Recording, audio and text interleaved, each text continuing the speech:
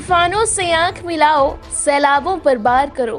तूफानों से आंख मिलाओ, सैलाबों पर वार करो। मोहल्लों का चक्कर छोड़ो, मोहल्लों का चक्कर छोड़ो, तैर के दरिया पार करो। नमस्कार, सलाम, सत श्री अकाल। मैं हूँ शालिका ठाकुर लेकर हाजिर आपके लिए हमारा ये खास कार्यक्रम जिसका नाम है क्या चल रहा है भारत। और आप ये सुन रहे हैं हमारा खास कार्यक्रम जो हम आपके लिए लेकर आते हैं himachalavyapi.com पर। तो ये जो लाइनें मैंने शुरुआत में आपके साथ शेयर की, ये लाइनें हैं राहत इंदौरी साहब की लिखी हुई, बेहद ही खूबसूरत। कि तूफानों से आंख मिलाओ और सैलाब जो हैं, जो मुसीबतें हैं, उन पर वार करो। और ये छोटी मोटी चीजें क्या करते रहते हो, हिम्मत रखो, हौसले रखो और जो दरिया है उसे पार कर जाओ।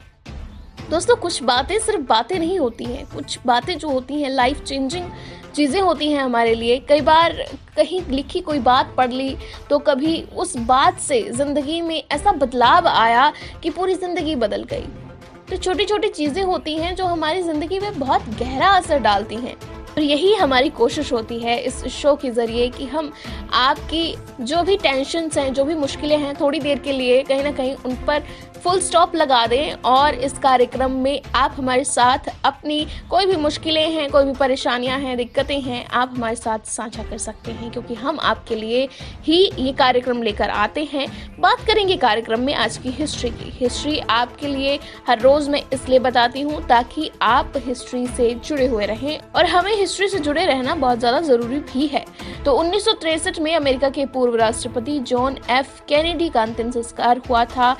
अमेरिका की राजधानी वॉशिंगटन में लगभग 8 लाख लोगों ने अंतिम संस्कार के लिए जाते हुए उनके पार्थिव शरीर को देखा। 1973 में ग्रीस में हफ्तों से फैली अशांति के बीच आज ही के दिन वहां सेना के तत्कालीन राष्ट्रपति जॉर्ज पापाडोपोलोस का तख्त पलट दिया था। 1975 में सूरीनाम आज ही के दिन आजाद हुआ था। 2014 में कथक की मशहूर नृत्यांगना सितारा देवी का निधन आज ही के दिन हुआ था। और आज ही के दिन क्या कुछ और खास घटनाएं हुई हैं और क्या कुछ है हमारे पास टॉप 7 न्यूज में, वो आपके साथ साझा करेंगे। कांग्रेस के वरिष्ठ नेता और सोनिया गांधी के राजनीतिक सलाहकार अहमद पटेल का निधन हो गया है। पीएम नरेंद्र मोदी समेत कई बड़े नेताओं ने उनके निधन पर शोक जताया है। कांग्रेस के वरिष्ठ नेता और सोनिया गांधी के राजनीतिक सलाहकार अहमद पटेल 1 महीने पहले कोरोना वायरस से संक्रमित हुए थे और गुरुग्राम के मेदांता अस्पताल में उनका इलाज चल रहा था, लेकिन तमाम कोशिशों के बावजूद उन्हें नहीं बचाया जा सका। एक शोक संदेश में सोनिया गांधी ने कहा कि अहमद पटेल के जाने से मैंने एक ऐसा सहयोगी खो दिया जिनका पूरा जीवन कांग्रेस पार्टी को समर्पित था। उनकी निष्ठा और समर्पण, उनके कर्तव्य के प्रति उनकी प्रतिबद्धता, मदद के लिए हमेशा मौजूद रहना और उनकी शालीनता कुछ ऐसी खूबियां थी जो उन्हें दूसरों से अलग बनाती थी। वहीं पीएम नरेंद्र मोदी ने भी अहमद पटेल के निधन पर ट्वीट किया है और उनके बेटे फैजल पटेल से फोन पर बात की है। पीएम मोदी ने ट्विटर पर लिखा कि अहमद पटेल जी के निधन से मैं दुखी हूं। उन्होंने सार्वजनिक जीवन में कई साल समाज सेवा में बिताए। अपने तेज दिमाग के लिए जाने जाने वाले अहमद पटेल को कांग्रेस पार्टी को मजबूत करने के लिए उनकी भूमिका हमेशा याद रखी जाएगी। इसी के साथ आगे बढ़ेंगे अगली खबर की ओर। किसानों को रोकने के लिए सील होगी दिल्ली की सीमाएं, सर्दी में चढ़ा राजधानी का सियासी पारा। दिल्ली पुलिस ने किसानों को दिल्ली के किसी तरह अपना मार्च निकालने और प्रदर्शन करने पर प्रतिबंध लगा दिया है। दिल्ली पुलिस ने ट्वीट करके कहा है, अगर किसान बिना अनुमति के दिल्ली में आते हैं तो उन पर कानूनी कार्रवाई की जाएगी। किसानों के जंतर मंतर पर प्रदर्शन की मांग को भी दिल्ली पुलिस ने खारिज कर दिया है। दिल्ली पुलिस 26 व 27 नवंबर को दिल्ली की सभी सीमाओं को सील कर देगी। दूसरी तरफ दिल्ली में बढ़ती कोरोना महामारी को देखते हुए केंद्र सरकार किसान नेताओं से बात कर रही है। प्राप्त जानकारी के अनुसार हरियाणा, उत्तर प्रदेश, उत्तराखंड, राजस्थान, केरल व पंजाब के किसान नेताओं ने नए कृषि कानूनों के विरोध में 26 और 27 नवंबर को दिल्ली चलो मार्च निकालने की घोषणा की है। और इसी के चलते दिल्ली पुलिस द्वारा ये फैसला लिया गया है जिसमें किसानों को रोकने के लिए दिल्ली की सीमाओं को सील किया जाएगा।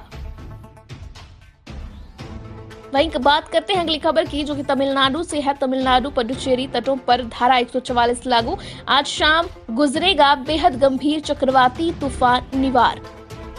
बंगाल की खाड़ी पर कम दबाव वाले क्षेत्र दक्षिण पश्चिमी की तरफ बढ़ रहा है। मौसम विभाग ने मंगलवार को कहा कि अगले 24 घंटों में बेहद गंभीर चक्रवाती तूफान निवार से बदलेगा और बुधवार शाम 5 बजे तक तमिलनाडु, पुडुचेरी और काराईकाल व मल्लापुरम तटों से गुजरेगा। मौसम विभाग ने अलर्ट के मद्देनजर तमिलनाडु और पुडुचेरी के तटों पर मंगलवार रात से धारा 144 लगा दी है और बृहस्पतिवार सुबह तक लागू रहेगी।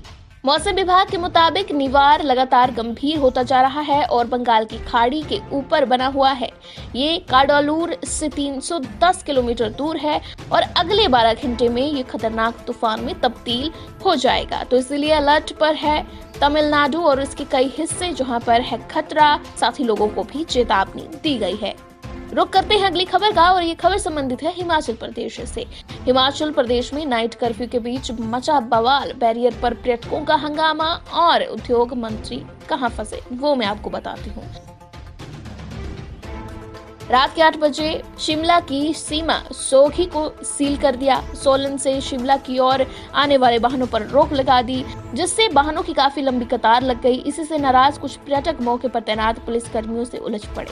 पर्यटक चाह रहे थे कि उन्हें शिमला जाने दिया जाए, उनकी बुकिंग है। इसी बीच रास्ते में नहीं रुक सकते। इस दौरान मौके पर मौजूद पुलिसकर्मियों से जमकर बहसबाजी की। हंगामे के बीच उद्योग मंत्री विक्रम सिंह ठाकुर भी फंसे रहे। काफी मशक्कत के बाद वह वहां से शिमला की ओर निकल सके। हंगामे के बीच एसपी मोहित चावला को मौके पर आना पड़ा। तो आप समझ सकते हैं कि हंगामा इतना गंभीर और बड़ा हो गया था कि एसपी मोहित चावला को खुद वहां पर आना पड़ा और मामले को शांत करना पड़ा। इसी बीच बात करने के बाद उन्हें जाने दिया गया। रुक करते हैं अगली खबर का, जो कि हिमाचल प्रदेश से ही संबंधित है। 1 से 7 दिसंबर तक होगी एचएएस की मुख्य लिखित परीक्षा और इसके लिए शेड्यूल जारी कर दिया गया है। एचएएस की मुख्य लिखित परीक्षा 1 से 7 दिसंबर तक होगी। राज्य लोक सेवा आयोग ने परीक्षा का शेड्यूल जारी कर दिया है। परीक्षा का आयोजन राजधानी शिमला और धर्मशाला में होगा। पहले सिर्फ शिमला में परीक्षा लेने का फैसला लिया गया था, लेकिन कोरोना संकट के चलते राज्य लोक सेवा आयोग अब 2 जगहों पर मुख्य परीक्षा लेने जा रहा है। एचएएस के 29 पदों के लिए 546 अभ्यर्थियों ने प्रारंभिक लिखित परीक्षा पास की है। राज्य लोक सेवा आयोग ने 13 सितंबर को ली गई एचएएस की संयुक्त प्रारंभिक परीक्षा का परिणाम बीते दिनों घोषित कर दिया है। 546 अभ्यर्थियों ने प्रारंभिक परीक्षा पास की है। अब 1 दिसंबर को एचएएस की 29 पदों के लिए मुख्य लिखित परीक्षा होगी। वहीं जल्दी से जल्दी अब बात करेंगे एंटरटेनमेंट की दुनिया की, फिर बात करेंगे हम खेल जगत की। तो क्या कुछ चल रहा है एंटरटेनमेंट की जगत में वो आपको मैं बताती हूँ। डार्क 7 वाइट मूवी जो है वो रिलीज हो गई है और काफी अच्छा जो है रिस्पॉन्स जनता से मिल रहा है, दर्शकों से मिल रहा है। सिनेमा हो ये सीरीज निर्माताओं के लिए क्राइम मनोरंजन की दुनिया में सबसे सुरक्षित जॉनर माना जाता है। मिर्जापुर से लेकर सेक्रेड गेम्स और दिल्ली क्राइम की सफलता के बाद ये बात साबित हो गई है कि लोगों को ऐसा कंटेंट काफी ज्यादा पसंद आता है। बिच्छू का खेल के बाद अब इन दिनों ओटीटी प्लेटफॉर्म्स की नई साझा पेशकश डार्क 7 वाइट है, जो श्वेता ब्रिजपुरिया के क्राइम थ्रिलर अंग्रेजी नॉवल डार्क वाइट का स्क्रीन अडेप्टेशन है। कहानी एक युवा मुख्यमंत्री के कत्ल की तफ्तीश और 7 संदिग्धों के इर्द गिर्द घूमती है। इसलिए सीरीज के शीर्षक में डार्क और वाइट के बीच 7 का अंक रखा गया है। 10 एपिसोड की ये सीरीज है और इन दिनों ओटीटी प्लेटफॉर्म्स पर 24 नवंबर यानी पिछले कल ही रिलीज हुई है। कि रिलीज के बाद जो प्रतिक्रिया आ रही हैं व्यूअर्स की तरफ से वो काफी अच्छी हैं। अब बात करेंगे खेल जगत की। रोहित शर्मा और ईशांत शर्मा के ऑस्ट्रेलिया दौरे की अटकलों पर बीसीसीआई ने ब्रेक लगा दिया है। जहां बार बार ये बात कही जा रही थी कि रोहित शर्मा और ईशांत शर्मा क्या ऑस्ट्रेलिया दौरे पर आएंगे, वहीं बीसीसीआई ने इन सारी अफवाहों को गलत बताया है, झूठा बताया है। बीसीसीआई का कहना है कि रोहित शर्मा और ईशांत शर्मा जो हैं वो ऑस्ट्रेलिया दौरे पर नहीं आएंगे। ये सारी बातें जो हैं अफवाहें हैं जो फैलाई गई हैं। ऑस्ट्रेलिया के खिलाफ 4 मैचों की टेस्ट सीरीज के लिए 18 सदस्यीय टीम इंडिया का ऐलान कर दिया गया था। अब विराट कोहली वापस आ रहे हैं और श्रेयस अय्यर टेस्ट सीरीज के लिए ऑस्ट्रेलिया में ही ठहरेंगे। तो यानी कि काफी दिनों से चर्चा का विषय बना हुआ ये मुद्दा कि रोहित शर्मा और ईशांत शर्मा क्या ऑस्ट्रेलिया दौरे पर जाएंगे, इस पर पूरी तरह से ब्रेक लग गई है। और ये बात बीसीसीआई द्वारा कही गई है कि रोहित शर्मा और ईशांत शर्मा इस ऑस्ट्रेलिया दौरे पर मौजूद नहीं रहेंगे, यानी कि क्रिकेट में वो नहीं खेलेंगे। तो ये थी टॉप 7 न्यूज। अब बात करते हैं, कल मैंने आपके लिए एक सवाल दिया था जिसका जवाब आपको देना था, और वो सवाल था कि ट्रेन को शुद्ध हिंदी में क्या कहा जाता है। जवाब है, ट्रेन को शुद्ध हिंदी में कहा जाता है लौह पथ गामिनी। इस सवाल का सही जवाब सबसे पहले हमें दिया है नेगी समीर ठाकुर ने। उनका जवाब बिल्कुल सही है, बहुत बहुत मुबारक उनको। आपको बताती हूँ कि आज के लिए क्या सवाल है हमारा आपके लिए, और जो कल सही जवाब सबसे पहले नहीं दे पाए हैं उनके लिए ये अगला मौका मेरी तरफ से। भारतीय महिला क्रिकेट टीम की कप्तान का नाम क्या है? तो कौन है भारतीय महिला क्रिकेट टीम की कप्तान? दीजिए जल्दी से जल्दी अपना जवाब, और ये जवाब देने वाले का कल अनाउंस होगा कार्यक्रम में नाम। वही बात करते हैं कार्यक्रम के लास्ट सेगमेंट की, और कार्यक्रम के लास्ट सेगमेंट के बाद आपके लिए कुछ खास इन्फॉर्मेशन मेरे पास है, वो भी आपके साथ में शेयर करूंगी। और बात करेंगे आज के ज्ञान की। तो आज के ज्ञान में आज का खास ज्ञान है कि बिल्लियां अपनी जिंदगी का 66% हिस्सा जो है वो सोकर गुजारती हैं। काफी रोमांचक की बात है कि बिल्लियां जो होती हैं वो 66% हिस्सा अपना लाइफ का जो है वो सोकर गुजारती हैं। तो ये है आज के ज्ञान का खास ज्ञान आपके लिए। तो अब वो बात जो आपके लिए है, आपसे समर्पित है।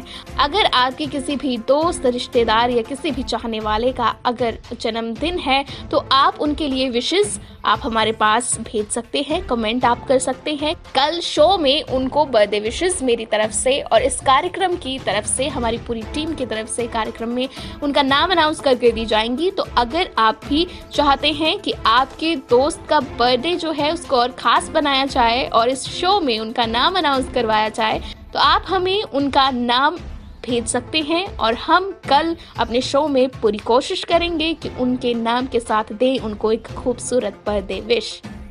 तो चलिए, कार्यक्रम का वक्त जो है बिल्कुल समाप्त हो गया है और कल फिर से आपके लिए लेकर आना है। तो जो जो बातें आपको कही गई हैं उन बातों को ध्यान से सुना करिए और समझा करिए, क्योंकि आपके लिए ही है ये कार्यक्रम। तो जुड़े रहिए हमारे साथ और सुनते रहिए हमारा ये कार्यक्रम जिसका नाम है क्या चल रहा है भारत।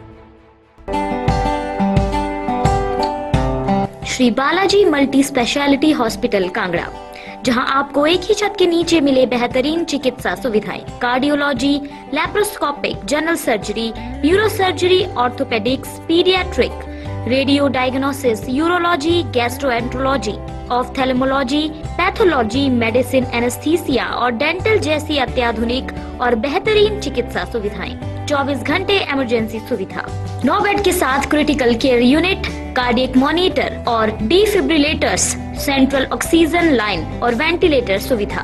हिमाचल प्रदेश के सबसे बड़े निजी स्वास्थ्य सेवा प्रदाताओं में से एक Shri Balaji multi speciality hospital Kangra राष्ट्रीय स्वास्थ्य बीमा योजना के साथ सूचीबद्ध Shri Balaji multi speciality hospital Kangra BPL परिवारों के लिए अस्पताल में कैशलेस भर्ती होने के साथ ही ईसीएच की भी सुविधा।